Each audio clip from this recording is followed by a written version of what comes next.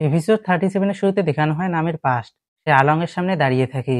আলং বলে, তুমি যদি 100 মিলিয়ন ব্যয় দিতে পারো তাহলে আমি কোকেশি ভিলেজ তোমার কাছে বিক্রি করব।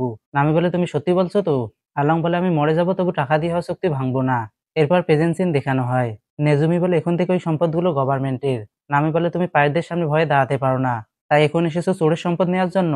ভালো করে শুনে নাও, আমি হচ্ছে আলং পাইরেটসের লিডার। আমার সাথে পাঙ্গা নিলে আলং চুপ করে বসে থাকবে না। নেজুমি তাকে ইগনোর করে সোল্ডারদের বলে, তোমরা দাঁড়িয়ে কি দেখছো, খোঁজা শুরু করো।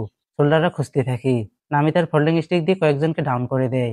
গেনসান বলে, সে ওই টাকাগুলো এই গ্রামকে বাঁচানোর জন্য জমা করেছিল। নামি বলে, তুমি কিভাবে জানলে? গেনসান বলে, আমি প্রথম থেকেই সবকিছু জানি। গ্রামের সবাই এই বিষয়ে জানে। নজিকো আমাদের সবকিছু বলেছিল। আমরা এতদিন চুপচাপ ছিলাম যাতে আলং তোমার উপর সন্দেহ না করে, যাতে তুমি ঠিকমতো তোমার কাজ করতে পারো। নেজুমি বলে, তার এই গ্রামের সবাই চোর, এখন তো তাদেরকেও অ্যারেস্ট করতে হবে। তখনই পিছন থেকে নজিকো বলে, যদি তোমরা নেভিরে আমাদেরকে বাঁচানোর জন্য না এসে থাকো তাহলে এখান থেকে চলে যাও।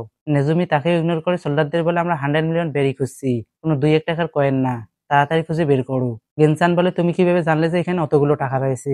নেজুমি বলে, আমি তো শুধু আন্দাজ করেছিলাম, কিন্তু নামি বুঝে যায় আলংই আসলে নেজুমিকে পাঠিয়েছে। একটি সোল্ডার বলে, আমি পেয়ে গেছি। নেজুমি টাকাগুলো দেখে বলে, অনেক ভালো, সবগুলো টাকায় রক্ত লেগে আছে। মানে নামি যেখান থেকে চুরি করেছিল সেখান থেকে সে আঘাত পেয়েই ফিরেছিল। নেজুমি বলে, কোনো ব্যাপার না, টাকা তো টাকাই। আর মনে মনে বলে, এগুলোর মধ্যে 30% আমার। নামি তার উপর অ্যাটাক করার জন্য যেতে থাকি। নেজুমি একটি বন্দুক বের করে গুলি চালিয়ে দেয়, কিন্তু নামির সামনে নজিকো আসে। ফলে গুলি নজিকোকে লাগে। সে মাটিতে পড়ে যায়। এদিকে লুফি এখনো পেনহোয়েলের বিষয়ে ভাবতে আছে।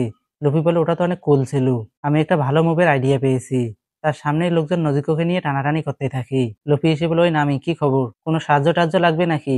নামি তার সব রাগ লুফির উপর বের করে। সে লুফিকে দূরে ফেলে দিয়ে আলং পার্কের দিকে দৌড়ানো শুরু করে। লুফি আবারও গাছের নিচে গিয়ে বসে আর বলে, তার সমস্যাটা কি? নামি আলং পার্কে এসে আলংকে বলে, তোমার নেভিরে আমার সম্পদ চুরি করে নিয়ে গেছে, তুমি কি তোমার প্রমিস ভেঙে ফেলেছো? আলং বলে, আমি আবার কখন আমার প্রমিস ভাঙলাম? সে নামের গলা চেপে ধরে বলে, তাহলে তোমার সম্পদ চুরি হয়ে গেছে, কোনো ব্যাপার না, আবারও জমা করা শুরু করো। আর যদি এখান থেকে পালানোর চেষ্টা করো তাহলে তো জানোই আমি গ্রামের সবাইকে মেরে ফেলবো। নামি ওখান থেকে দৌড়ে পালাতে থাকি। আর আলং জোরে জোরে হাসতে থাকি। হাসি বলে, সে পালিয়ে যাচ্ছে আর তুমি হাসছো? আলং বলে, তার যদি পালানোর ইচ্ছে থাকতো তাহলে এতদিনে পালিয়ে যেত। এরপর জোরোদের দেখানো হয়। উসব বলে, এখন আমাদের লুফির সাথে মিলতে হবে। জোরো দাঁড়িয়ে বলে, চলো যাওয়া যাক। এদিকে গ্রামবাসীরা সবাই অস্ত্রশস্ত্র তুলে নেয় আলং পার্কে যাওয়ার জন্য। তখনই সেখানে নামি হাসতে হাসতে আসে। সে বলে, কোনো ব্যাপার না, আমি আবারও টাকা জমা শুরু করব। এখন আমি সব টেকনিক শিখে গেছি, তাই বেশি দিন লাগবে না টাকা জমাতে। গেনসান তাকে বুকে টেনে বলে, তোমাকে এখন থামতে হবে নামি, তুমি অনেক কষ্ট সহ্য করেছো, এখন আমাদের উপর সবকিছু ছেড়ে দাও। আমি কাঁদতে থাকি। গেনসান বলে, তুমি এই আইল্যান্ড ছেড়ে চলে যাও, গিয়ে তোমার স্বপ্ন পূরণ করো। আমি একটি নাইফ বের করে তাদেরকে আটকানোর জন্য, কিন্তু গ্রামবাসীরা তাকে ইগনোর করে আলং পার্কের দিকে দৌড়ানো শুরু করে। আমি শুধু একাই দাঁড়িয়ে থাকি। না, আমি ভালো করেই জানি ফ্রেশম্যানদের সামনে গ্রামবাসীরা 1 মিনিটও টিকতে পারবে না, তারা শুধু শুধুই মারা যাবে। তাই নামি রেগে তার হাতে লাগানো আলংয়ের টেটির উপর নাইফটি মারে। সে বারবার নাইফটি ঢুকাতে থাকে আর বের করতে থাকে। এক পর্যায়ে লুফি এসে তাকে থামায়। আমি বলে, তুমি কিছুই জানো না এখানে কি ঘটছে? লুফি বলে, হ্যাঁ আমি জানি না। নামি বলে, তাহলে তুমি কেন এখানে আসো? সে তার দিকে বালু মারতে থাকে আর বলে, এখান থেকে চলে যাও। কিন্তু সে ভালো করেই জানে লুফি কখনোই যাবে না। তাই সে ওটাই বলে যেটা শোনার জন্য লুফি এতক্ষণ ধরে অপেক্ষা করছিল। নামি বলে, আমাকে সাহায্য করো। লুফি তার হ্যাটটি নামের মাথায় পরিয়ে দেয়। নামের ওই দিনের কথা মনে পড়ে যেদিন লুফি তাকে বলেছিল, এই হ্যাটটি আমার কাছে অনেক মূল্যবান। লুফি সামনে এসে চিৎকার করে বলে, আমি অবশ্যই তোমাকে সাহায্য করব, কারণ তুমি হচ্ছে আমার ফ্রেন্ড। তাদের সামনে বাকি 3জনও লুফির জন্য অপেক্ষা করতে থাকি। লুফি বলে, চলো যাওয়া যাক আলং পার্কে। এদিকে আলং পার্কের সামনে গ্রামবাসীরা দাঁড়িয়ে থাকে, কারণ জনি আর ইসুকু তাদেরকে ভিতরে ঢুকতে দিচ্ছে না। গেনসান বলে, ফিশম্যানদের সাথে আমাদের কাজ আছে। জনি বলে, আমরা বড় বোন নামের স্টোরি শুনেছিলাম, তাই আমরা আলংকে মারার জন্য এখানে আসি এবং হেরে যাই। আমরা তোমাদের ভিতরে ঢুকতে দিব না। ইসুকু বলে, আমরা এখানে কিছু লোকের আসার জন্য অপেক্ষা করেছি। লুফিরা আস্তে আস্তে হেঁটে আসতে থাকে। ইসুকু বলতে থাকে, আমি আমার জীবনের বাজি রাখতে পারি, তারা এখানে আসবেই। যদি তারা ফিশম্যানদের না হারায় তাহলে আইল্যান্ড তো ছাড়ো, পুরো ইস্টব্লুকেও কেউ বাঁচাতে পারবে না। এই 4জনের চেহারা মনে রেখো, তারা তোমাদের ভাগ্যকে পরিবর্তন করার জন্য আসছে। লুফিরা ততক্ষণে সেখানে পৌঁছে গেছে। লুফি 5 মেরে আলং পার্কের বাউন্ডারি ওয়াল ভেঙে ফেলে আর বলে, তোমাদের মধ্যে আলং কে? আলং বলে, আমার নাম আর্লং, তোমার সমস্যা কি? লুফি বলে, আমি হচ্ছে লুফি। আলং বলে, লুফি আবার কি? লুফি বলে, আমি হচ্ছে একজন পাইরেট। হাসি বলে, এটা তো ওই ছেলে যাকে আমরা রাস্তায় দেখেছিলাম। 2টা ফিশম্যান লুফিকে আটকানোর চেষ্টা করে, কিন্তু লুফি তাদেরকেই ডাউন করে দেয়। এরপর সে একটি জোরদার পাঞ্চ মারে আলং এর মুখে, ফলে আলং দূরে গিয়ে পড়ে। আলং বলে, তোমার সমস্যাটা কি? লুফি বলে, কেন আমাদের নেভিগেটরকে কাঁদিয়েছো? ফিশম্যানরা সব লুফির উপর অ্যাটাক করে, কিন্তু সানজি কিং মেরে তাদেরকে ডাউন করে দেয়। উসব বলে, অনেক ভালো কাজ করেছো সানজি, এখন আর আমাকে কিছুই করতে হবে না। হাসি জোরোকে দেখে বলে, এটা তো ওই সর্সম্যান যে আমাকে বোকা বানিয়েছিল। কুরবি বলে, ওই লম্বা নাগলাও এখনো বেঁচে আছে, এর মানে নামি তাকে মারেনি। হাসি বলে, আলংকে মারার যোগ্যতা তোমাদের এখনো হয়নি, তোমরা তাকেই হারাতে পারবে না। সে মোমো মোমো বলে ডাকতে থাকে। পুরো আরলং পার্ক নড়তে থাকে, পানিতে উঁচু উঁচু ঢেউ উঠে। কিছুক্ষণের মধ্যে পানি থেকে উঠে আসে মোমো। সরি, এই মোমো নয়, এই মোমো। আরে মনস্টার মোমোর পিকচার লাগাও। উৎসব বলে এটাই ওই মনস্টার যে গোসা শহরকে উল্টে দিয়েছিল। লুফিরা তো আগেই মোমোর সাথে মিলেছিল। লুফি বলে এটা এখন এখানে এসেছে। মোমো তাদেরকে দেখে কাঁদতে থাকে। তার মনে পড়ে লুফি আর সানজি তাকে কিভাবে ধোলাই করেছিল। সে ওখান থেকে চলে যেতে থাকে। আলং বলে কোথায় যাচ্ছ মোমো, তুমি ভালো করে জানো এর শাস্তি কি হবে। মোমো আলং এর ভয়ে অ্যাটাক করে দেয় লুফির উপর। লুফি তার দুইটি পায়ে মাটিতে গেড়ে ফেলে এবং তার পুরো শরীরকে ঘুরিয়ে স্ট্রেচ করে। এরপর দুই হাত দিয়ে মোমোর দুটি শিং ধরে তার শরীরকে ঢোলা ছেড়ে দেয়। তার এই অ্যাটাকটির নাম হচ্ছে গাম গাম পিনহয়েল। আর সেই অ্যাটাকটির আইডিয়া পেয়েছিল গেনসানের মাথায় লাগানো পিনহয়েল দেখে।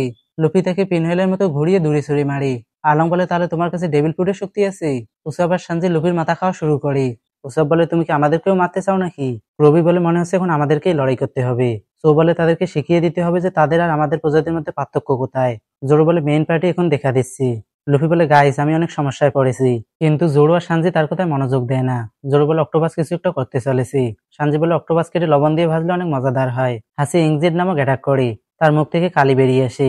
জোরো আর সানজি তো ডস করে ফেলে, কিন্তু লুফির পা আটকে থাকে, সে ডস করতে পারে না। লুফি বলে হাসি একটি বড় পাথরের টুকরো তুলে লুফির উপর আছড়ে মারে, কিন্তু সানজি কিক মেরে পাথরটি ভেঙে ফেলে। লুফি বলে অনেক ভালো সানজি। সানজি বলে মনে হচ্ছে আমি একজন বোকা ক্যাপ্টেনকে ফলো করেছি। জোর বলে তুমি একদম ঠিক বলেছো। সানজি বলে কিন্তু সে তাদের থেকে শতগুণ ভালো যারা একটি মহিলাকে আঘাত দেয়। কুরবি বলে মহিলা আবার কি, তুমি কি বাজে নামের কথা বলছো।